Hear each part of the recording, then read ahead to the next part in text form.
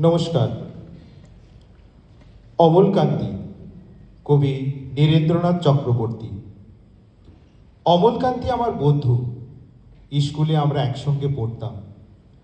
রোজ দেরি করে ক্লাসে আসতো, পড়া পারত না।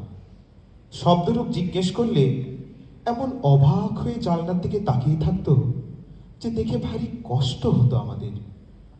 আমরা কেউ মাস্টার হতে চেয়েছিলাম, কেউ ডাক্তার, কেউ উকিল। অমলকান্তি সেসব কিছু হতে চায়নি। সে রোদ্দুর হতে চেয়েছিল। ক্ষান্ত বর্ষণ, কাকডাকা বিকেলের সেই লাজুক রোদ্দুর, জাম আর জামরুলের পাতায় যা নাকি অল্প একটু হাসির মতন লেগে থাকে। আমরা কেউ মাস্টার হয়েছি, কেউ ডাক্তার, কেউ উকিল। অমলকান্তি রোদ্দুর হতে পারেনি। সে এখন অন্ধকার একটা ছাপাখানায় কাজ করে। মাঝে মধ্যে আমার সঙ্গে দেখা করতে আসে, চা খায়, এটা ওটা গল্প করে, তারপর বলে, উঠি তাহলে।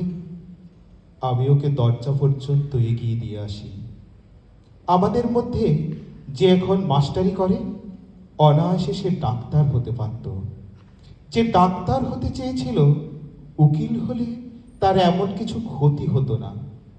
অথচ সকলেরই ইচ্ছে পূরণ হলো এক অমলকান্তি ছাড়া। অমলকান্তি রোদ্দুর হতে পারেনি।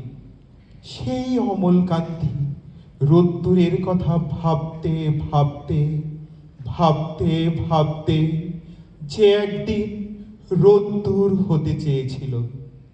নমস্কার।